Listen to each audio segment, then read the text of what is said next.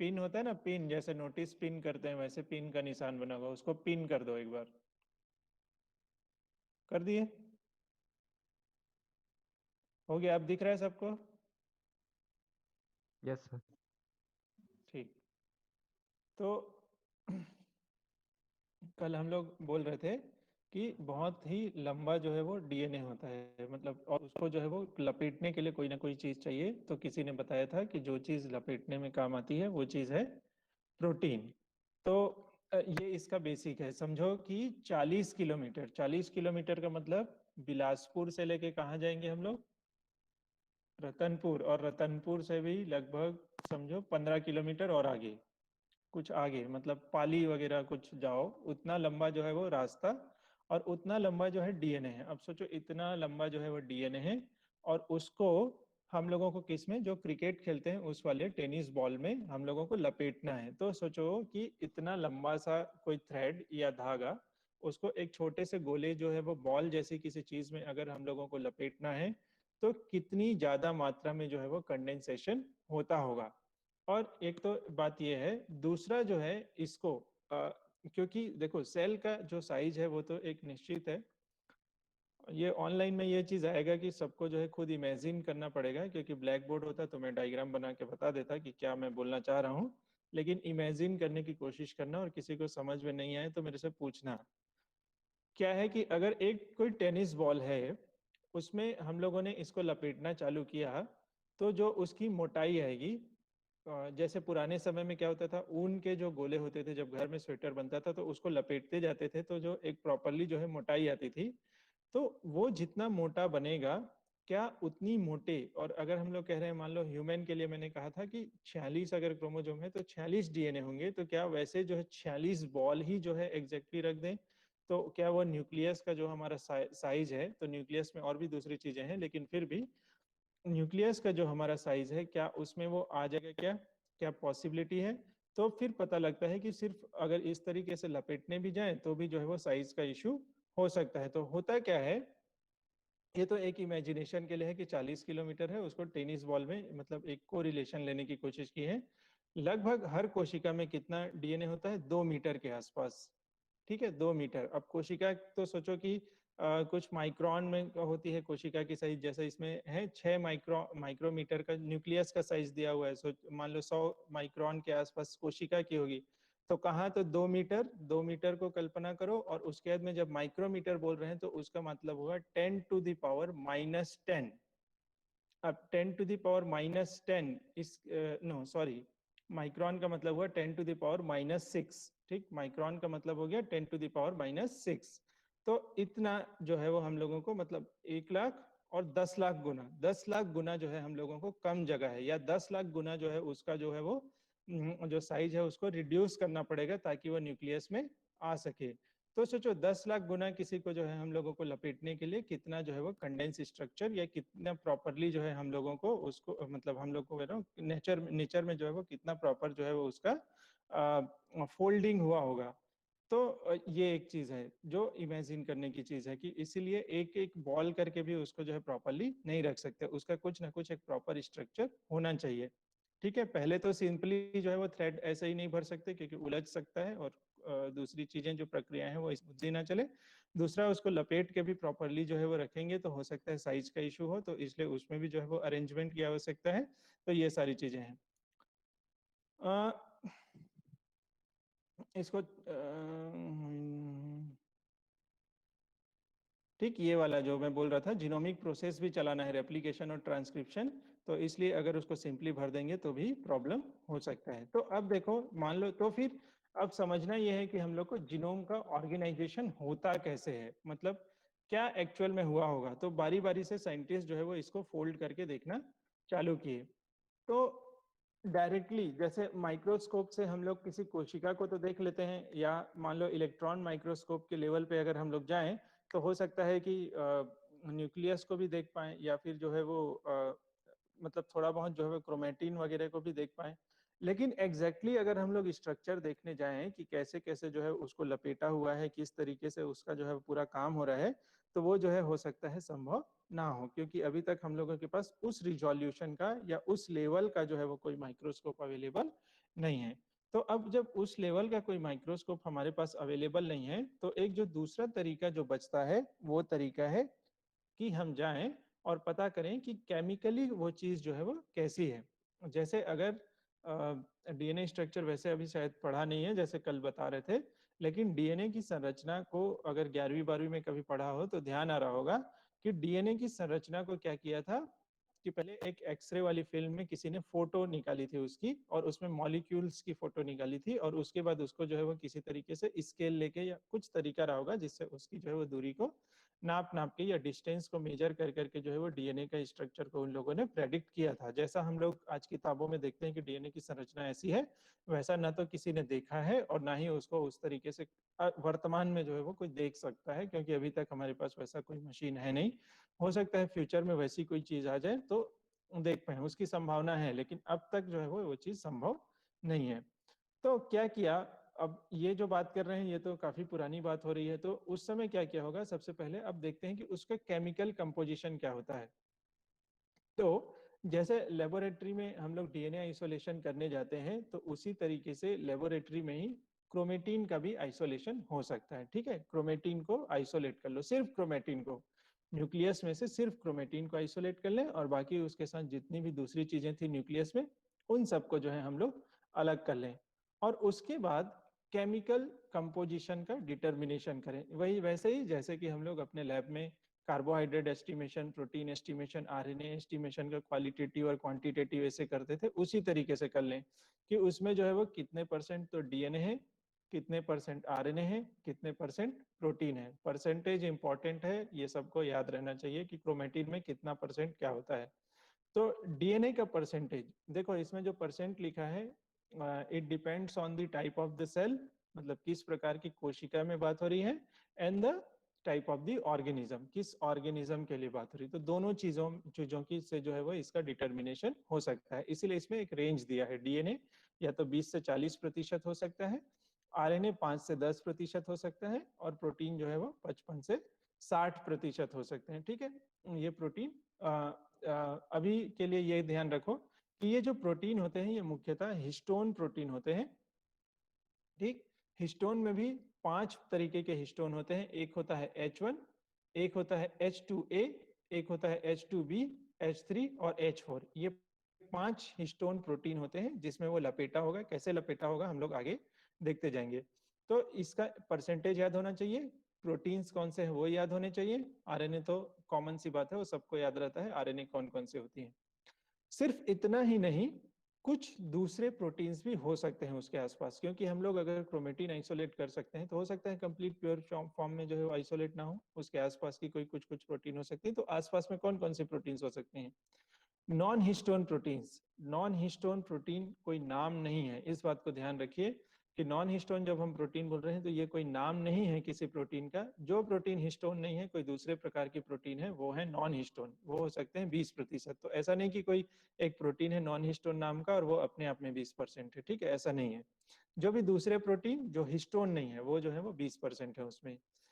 Nucleosome क्या होता है ये हम लोग आगे देखेंगे, लेकिन अगर जैसे जैसे मैं कह रहा हूँ कि बॉल में लपेटा हुआ है, तो उस बॉल को जोड़ने के लिए भी जो है वो कुछ ना कुछ चीजें चाहिए होंगी। तो उस बॉल को जोड़ने वाले जो प्रोटीन, जो असेंबली है या जिसको हम लोग ग्लू टाइप के जो प्रोटीन कहेंगे, वो भी उसमें कुछ कुछ मौजूद होगा। ट्यूबुलिन तो मिल ही सकते हैं, क्योंकि हमको ये भी अंदाजा है कि जब सेल डिवीजन होता है तो क्रोमोसोम को एक सिरे से दूसरे सिरे या किसी किसी जगह पे चलाने के लिए जो है वो जो चीजें जो है वो काम में आते हैं, ट्यूबुलिन टाइप के प्रोटीन होते हैं। तो न्यूक्लियस में या क्रोमेटिन के आसपास जो है वो ट्यूबुलिन टाइप के प्रोटीन भी जरूर मिले होंगे।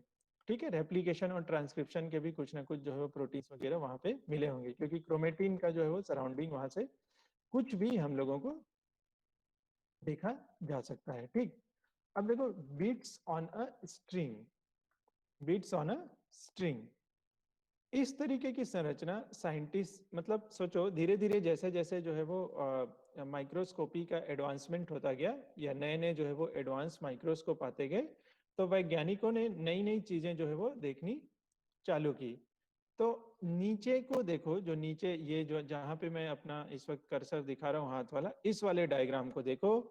तो ये वाला डायग्राम तुमको कैसे लग रहा है? मोतियों की माला, बीट्स ऑन अ स्ट्रिंग, एक धागे में जैसे मोती को थोड़ा थोड़ा जो है वो दूर दूर जो है वो जमा के रख दिया हो, उस तरीके से दिख रहा होगा। ठीक, यहाँ पे एक पूरा लंबा धागा और बीच बीच में ये मोतियों जैसे ये जो है वो लगे हुए हैं, ऐसा कुछ दिखा।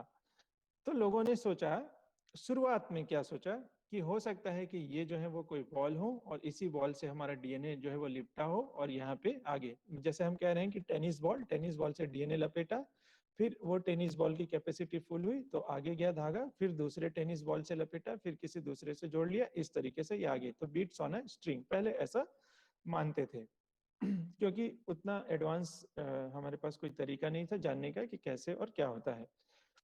ये जो बीट्स ऑन अ स्ट्रिंग जिसको हम लोग बोल रहे हैं, इसकी जो चौड़ाई होती है वो 11 नैनोमीटर होता है, इसलिए इसका जो नाम है इसको हम लोग बोलते हैं 11 नैनोमीटर फाइबर्स भी कहा जाता है। अब साइज भी साथ ही साथ में ध्यान रखना, क्योंकि इसमें साइज भी बहुत इंपॉर्टेंट है।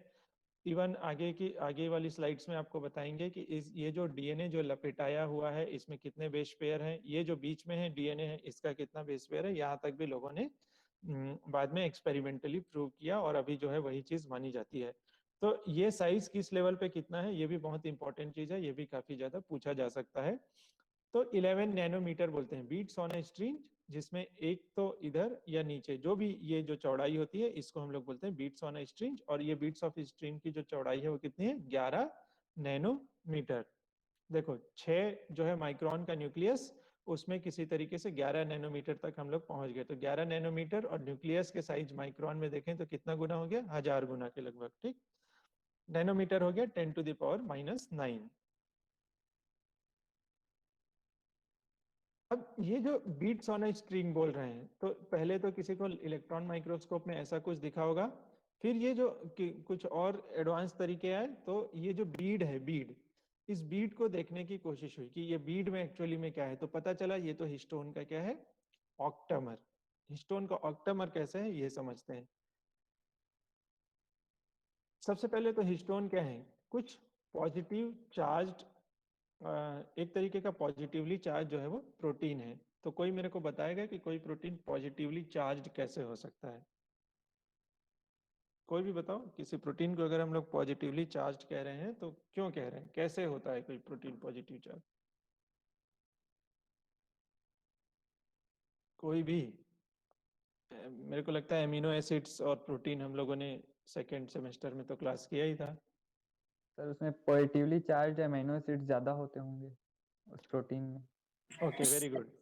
उसके हाँ स्ट्रक्चर NH4 प्लस रहता है तो फिर इसलिए उसमें पॉजिटिव चार्ज का। हाँ, बहुत बढ़िया। देखो क्या होता है कि आमतौर पे जो प्रोटीन्स होते हैं उसमें जो परसेंटेज कंपैरिजन अगर देखें, तो जो पॉजिटिवली चार्ज्ड अमीनो एसिड्स होते हैं, जिसमें किसी ने कहा कि अमीनो ग्रुप जो है एक एक्स्ट्रा अमीनो ग्रुप होता है जिसकी वजह से किसी अमीनो एसिड में जो है पॉजिटिवली चार्ज होता है, तो उस तरीके के जो अमीनो एसिड्स हैं उनका जो कंपैरेटिव एनालिसिस में ज्यादा होता है। जैसे अगर आप नीचे इस टेबल को देख पाएंगे तो H1 के केस में अगर देखो तो लाइसिन का परसेंट, अर्जिनिन का परसेंट बहुत ज्यादा है, लगभग दोनों मिला के 40% तक जा रहे हैं। बाकी दूसरे अमीनो एसिड उतने हैं या नहीं पता नहीं, 30% तो लगभग 30% के आसपास लगभग सभी में है, किसी में तो 40 तक भी पहुंच गया है। तो सोचो बाकी के अमीनो एसिड कुछ हो या ना हो, तो इसका जो ओवरऑल नेचर होगा, जो एक प्रकृति होगी, वो किस तरीके की होगी, पॉजिटिव प्रोटीन की तरह होगी।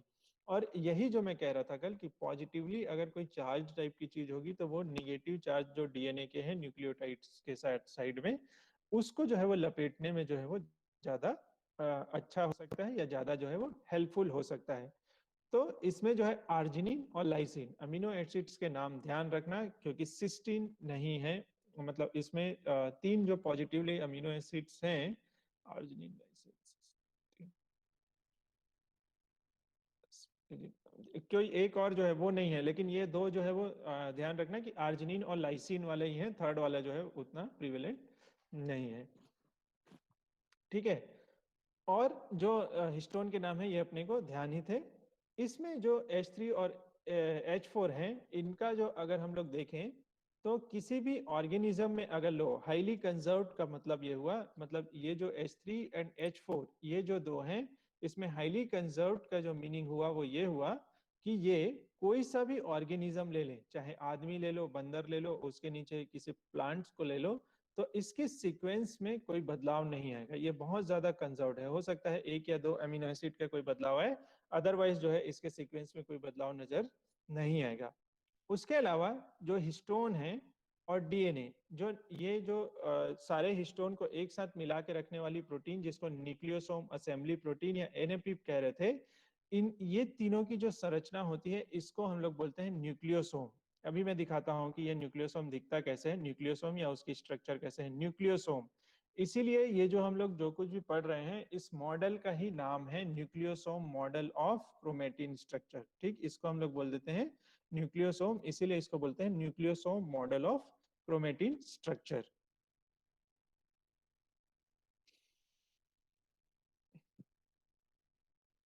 ठीक है, और एक्चुअली में न्यूक्लियोसोम में होता क्या है,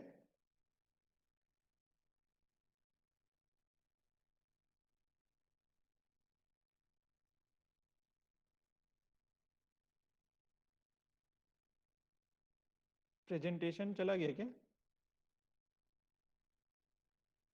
हेलो, आ रहा है। दिख रहा है तुमको slide? Yes sir, yes sir, दिख रहा है स्लाइड। दिख रहा है ना? Yes sir. ये न्यूक्लियोसोम बिट्स ऑन स्ट्रिंग, ये वाली स्लाइड दिख रही है? जी सर, दिख रहा है। ओके,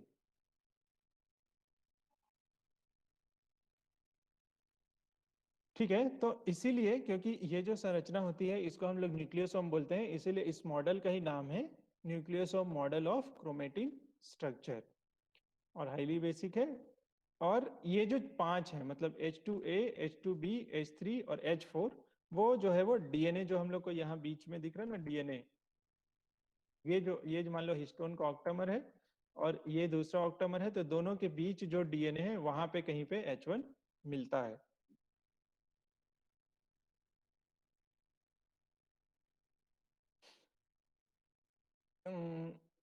इसको इस तरीके से माने, जब हम लोग ऑक्टामर कह रहे हैं, ये जो है ऑक्टामर, मैं देखता हूँ इसमें आगे कुछ डायग्राम अगर हो तो।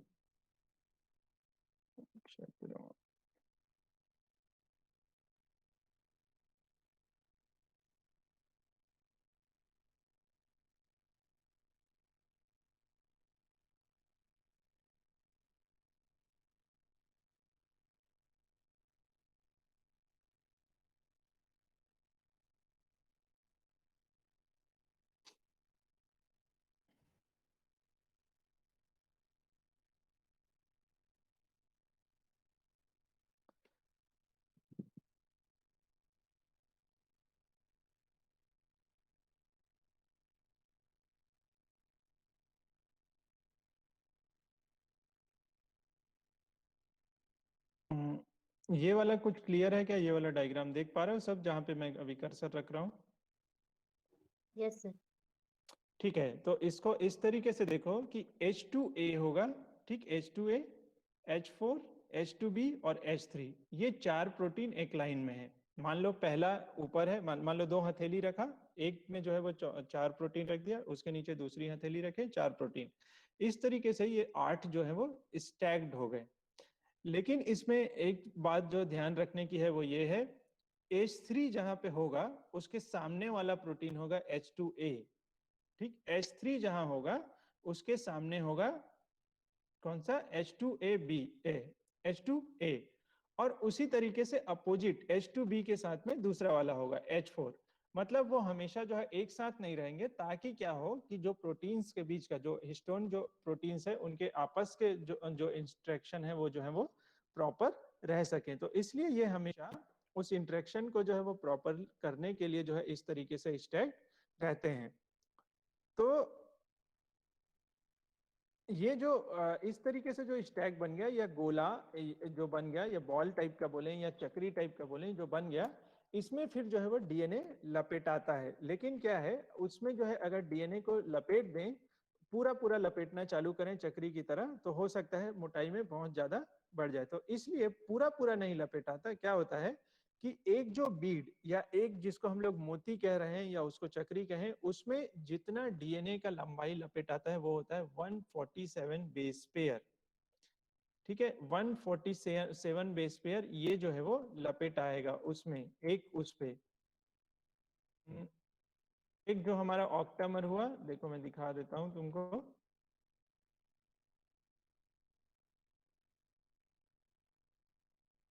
ये वाला जो है, मान लो एक जो है वो ये गोला है, इसमें जो 2 लाइन में जो लपेटा गया है वो है 147 बेस पेयर, और उसके बाद दूसरे में भी 147 बेस पेयर होगा, और इसके बीच में जो होता है वो लगभग 50 न्यूक्लियोटाइड के आसपास होता है। एक में 147 और 50, तो लगभग जो है वो 197 माना जाता है एक बीट्स के हिसाब से, कि मान लो इधर वाले को इससे मान ले, दूसरे को, तो लगभग 196 या 197 मान सकते हैं एक बीट में जो है वो डीएनए का। पर कभी भी 200 न्यूक्लियोटाइड से ज्यादा ये होता नहीं है। उसके बाद जब ये बीट्स में इस तरीके से जो है वो डीएनए जो है वो लपेट दिए गए, या इस तरीके से लपेट, तो इनका जो है वो अगला स्ट्रक्चर किस तरीके से बनता है, कुछ इस तरीके से। देखो इस तरीके से कॉम्पैक्टली जो है एक बीट लपेटाया, फिर दूसरा बीट लपेटाया, फिर तीसरा बीट, फिर चौथा बीट, इस तरीके से एक पूरी लंबाई बनी, और ये चारों तरफ से एक जो है वो पाइप जैसा, ट्यूब जैसा जो है वो एक प्रॉपर संरचना बना ली है। जैसे इसको अगर हम लोग इस तरीके से देखें, हॉरिजॉन्टल सेक्शन देखें तो इस तरीके से दिखेगा, एक पाइप जैसा जो है पूरा लपेटा हुआ चारों तरफ से, और अगर देखें तो कुछ इस तरीके से दिखेगा। ठीक है, तो इसमें देखो 6 जो हैं, और इसकी जो चौड़ाई होगी वो कितनी होगी, 30 नैनोमीटर। तो पहला जो बीड ऑफ स्ट्रिंग जो हम लोग को दिख रहा था, मतलब ये वाला सिंगल जो लाइन है, सिंगल जो लाइन, ये कितने का था, 11 नैनोमीटर। उसके बाद में जो हम लोगों को इस तरीके का गोलाई मिल गया वो कितने नैनोमीटर का हो गया, 30 नैनोमीटर। तो this is called 30 nanometre fibre. ठीक है, 30 नैनोमीटर फाइबर, इस तरीके से हम लोग को 30 नैनोमीटर फाइबर मिल जाते हैं। मेरे हिसाब से आज मैं ये 30 नैनोमीटर फाइबर पे जो है वो इसको खत्म कर देता हूँ, क्योंकि लगभग 2:35 हो रहे हैं और तुम लोग को भी 3 बजे अगला चालू करना है। तो आगे का मैं नहीं बता रहा हूँ, ठीक है, क्योंकि उसके बाद में और भी कुछ चीजें बतानी है, जिससे पूरा क्रोमोसोम बनना चाहिए। डीएनए से लेके क्रोमोसोम तक में कितने जो है वो लेवल पे जो है ये स्ट्रक्चर जाता है, उसको हम लोगों को देखना है। तो ये मैं कल बता दूंगा 15 से 20 मिनट में। और उसके बाद मुझे लगता है डीएनए स्ट्रक्चर जानना जरूरी है, क्योंकि तुम लोगों को अभी बहुत बेसिक सा डीएनए स्ट्रक्चर का भी आइडिया नहीं है। तो कल मैं वो बता दूंगा, ठीक है। जी ओके सर। सर। किसी को कोई सवाल हो तो पूछ सकते